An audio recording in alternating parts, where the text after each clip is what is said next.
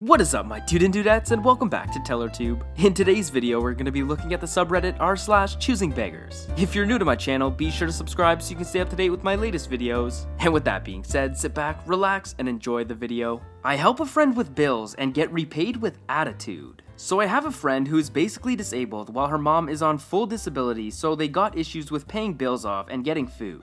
At my job, I get paid a stipend for food and other expenses. I usually pocket $200 out of the rest, and so I decided I will donate to her to help her out. First time I donated, I used an envelope that can be tracked because it was all the post office had at the time. I sent her some more cash later on to help her out and get her out of the red, just being a good friend. However, the third time I sent cash, I was in a remote area of the United States and the post office had paper envelopes. I went and sent her the money and my job had bumped up my stipend, so now I was able to give her $400. I got a message back later and this is what they said. "Hi Ricky, can you please use the nicer envelopes? When I got the envelope from the post office, it was wrinkled and looked really ugly. I would like to have a nicer one next time." I was kind of shocked that out of my heart, I was trying to give to her and instead she wanted me to send money using super expensive envelopes. I told her that I was in this remote area and they don't have the type that she liked. She got really mad and told me that the next time she demands I use the nice envelopes. She then tripped up more later when I found out that she spent portions on the bills and instead spent the rest on cannabis products. She then got angry when at my next job site they couldn't get my stipend because the company was taking time cutting a check.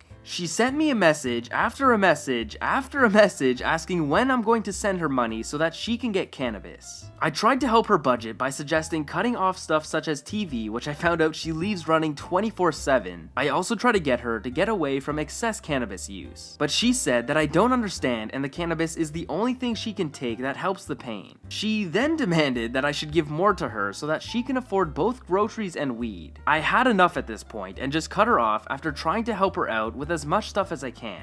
I still offered to help them winterize their house when I was home. This would have saved them lots of money on their bills and I was going to do it for free because I have a big heart like that. Instead, she told me that I could afford to buy her cannabis since I make so much money and that it's unfair. Then she tried to do something even scummy. She sent me a message one day saying that she had people hit on her and offered to take them up on a date and asked how I felt. Her goal was simply to get me to keep her around, but it flew back in her face when I said, "Great, I hope you guys have fun." To sum things up, I tried to help a family in need and instead got stabbed in the back despite the fact that the stuff I was going to do was going to save them hundreds of dollars, so they can afford a bit more of a modest life. Oh man. Karen, you're lucky he's even donating anything to you. Come on. Customer tells me I can give my baby's old clothes to her. Okay, so I work at a buffet as a server. There was this girl who worked there for a week, then got fired. Now she comes in twice a week with her messy kids and trashes whatever section she's in while she eats. I was unfortunate enough to have her in my section. The whole time they were there, her kids got plate after plate of food without eating any of it, just throwing and smearing it everywhere while mom was on her phone, and these are not toddlers, these are school-age children. I just grin and bear through the meal cause it was a slow day anyways. Well, as they're leaving, the son tips me $2 with his own money. Sweet, I know, I gave it back. And then his mom comes up to me and says, "Hey, weren't you pregnant? How's your baby?" And I smile and say yes, and that he's good, thinking she's actually interested. She then says, "Is he still in newborns? I really need some newborn clothes." I tell her yes, as he was only 4 weeks old at the time and barely 8 pounds. And she says, "Can I give you my number so that you can give them to me when he grows out of them finally? I don't have the money for baby stuff right now." What? I was gonna give away his clothes to a mom in need or a women's shelter anyways. But for some random woman who just trashed my table and let her kid give me a tip with his own money to expect me to give her my baby stuff for free completely took me off guard. Not to mention, if you don't have enough money to buy your newborn baby clothes, you either shouldn't be having a baby or shouldn't be eating out at a buffet that costs $18 a person. I was baffled. Yeah, Karen. Not gonna happen. 1, you completely trashed your table, and 2, I barely know you. Choosing Arsehole thinks I owe her a free game. Backstory, I live in the UK and I won't specify exactly where because I don't want to cause any unwanted attention to the place or some stuff. But I worked in a small shop called Sex. It was a game store, but apparently not at this time. Okay, enough foreshadowing, here it goes. Me, CB, choosing beggar of a parent, NC, nasty child. So it was a normal day for me. We were just waiting for more customers while around a 12 to 14-year-old kid is looking around. This is NC, most likely not buying anything. I pay him no mind and just continue waiting until all men shall bow. The choosing beggar comes in. The choosing beggar and the nasty kid leave the store for around 5 minutes until she comes back and goes towards the cash register. The following conversation comes. Choosing beggar. Excuse me, why do you have this game? Shows me a picture of Assassin's Creed 2. Because we sell it? Do you want to buy it? What do you mean do I want to buy it? My son is a young boy who shouldn't be around this kind of game. Where is the owner? Ma'am, please stop shouting. If you don't like him being around violent games, then you should have stayed with him when he was walking into our shop. Now please stop. Wow, you are so full of crap. I'm taking this game for you ruining his childhood. I see nasty kids start giggling. I catch on to it. Me, I'm full of crap. What kind of mother are you to blatantly steal for your child, huh? What? Get the F out of here before I call the cops. Choosing beggar then throws the empty game at me and leaves with her son. Oh my goodness. Karen really thought she was slick and tried getting away with the game for free. Yeah, not today.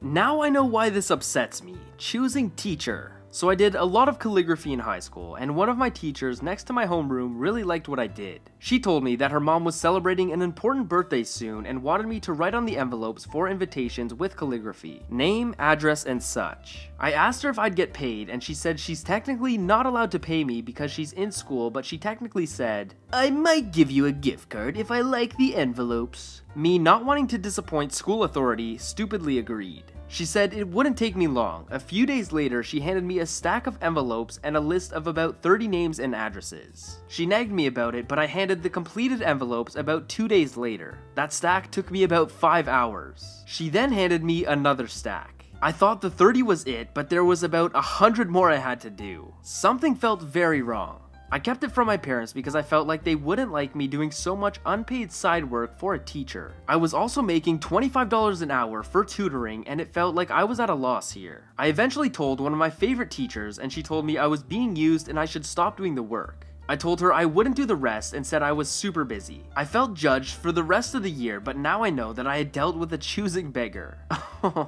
I'm definitely not gonna do 100 more, especially if you don't pay me. Department I'm hiring for is time wasting and are a nightmare for my candidates. Recruiting manager here, and I just need to vent some tea because I'm actually annoyed by what's going on. Addressed this already to my boss, but since I'm anonymous, I felt it applied here. I've been hiring for an accountant position for the past 2 weeks. I've exhausted resources from both Indeed and LinkedIn to find their perfect candidate. They want 2 years experience and a bachelor's degree for $20 an hour. I asked them if they'd be willing to hire recent grads, and they said absolutely. So I also marketed to college grads. Did phone interviews with about 30 people, all taking 20 minutes to interview on the phone. Had one guy with 2 bachelor degrees and 7 years experience. He had too strong of a personality. Another guy with a bachelor's and 3 years experience. Just not the right fit for us and our team. Had a woman with years of experience who had too much experience. The guy who just left graduated from a very notable college in November and is working full-time in accounting while also taking night classes for his master's. Came in with a suit and tie, takes notes, very presentable. I was sure he'd be the right fit. Their response? He's too timid for us. The boy is a recent college grad, he was probably nervous. The kid is in a lead accounting position and literally just graduated college. What the heck do you want? I went straight up there and asked what the heck was going on after they asked me to bring a candidate back in for a 3rd interview.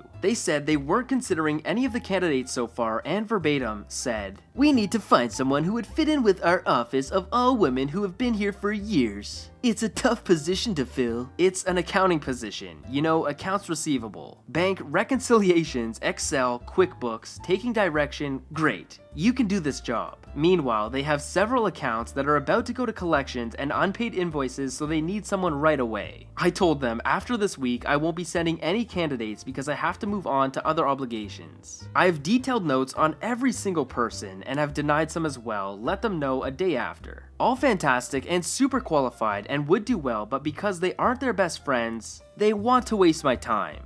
Just the other week, they hired an AP specialist, a position that they demanded I hire for immediately. Sent them 10 candidates just to have them hire their BFF. That happened to be one of their friends, who I like very much, but I wonder, if they hadn't known this woman, would she have been the right fit for you? So yeah, there's my rant.